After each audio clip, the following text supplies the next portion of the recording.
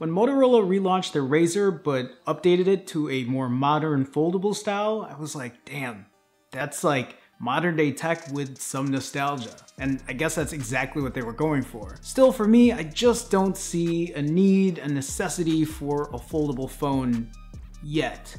Maybe ever. But I'm not gonna lie, if I had one or if I had access to one, I'd totally rock one. And now there's some leaks that this may be a Samsung variant, a vertical foldable phone, unlike their original Galaxy Fold. So this is more like the style of the Razr.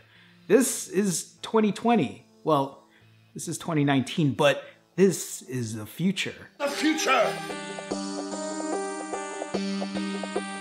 So these leaks are just leaks. There's no legit proof that these are from Samsung, but if you take a look at one of these pics, it has a pinhole style front camera a la Samsung, but in a clamshell type exterior. And I thought it was pretty interesting that they would still put like a pinhole style front camera on this thing, because you could literally just fold the camera down and then you'd have access to the rear camera as now like your selfie shot, your front camera. And I will say from the picture alone, that's all I can go off of, it looks like a pretty tall screen. I'm guessing probably an aspect ratio of 21:9. And in this one picture, it shows the time, and I'm pretty sure it would also let you know about notifications or kind of just your quick launch stuff. Now, Samsung has actually come out and said that they are working on a foldable clamshell type phone, but instead of the original $2,000 Galaxy Fold price, they were actually saying that it would be a lot cheaper, around the, I think they said around 850 bucks,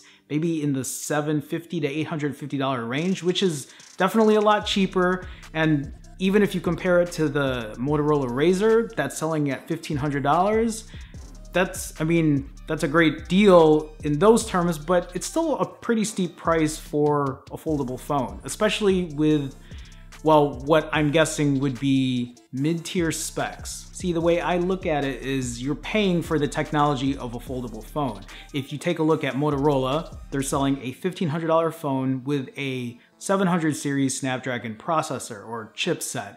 And I think if Samsung is gonna be selling a similar type phone that's a lot cheaper, between the $750, $850 range, I'm guessing they're not gonna be putting a high-end chipset in that at all. I guess the real question is, would you own one because you need one, or would you own one based purely on nostalgia?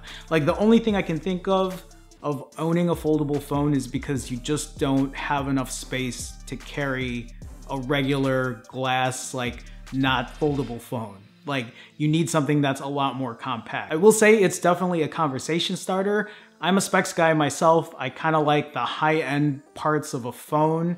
And even though foldable phone technology is cool and it's new, it's just not #1 priority on my list.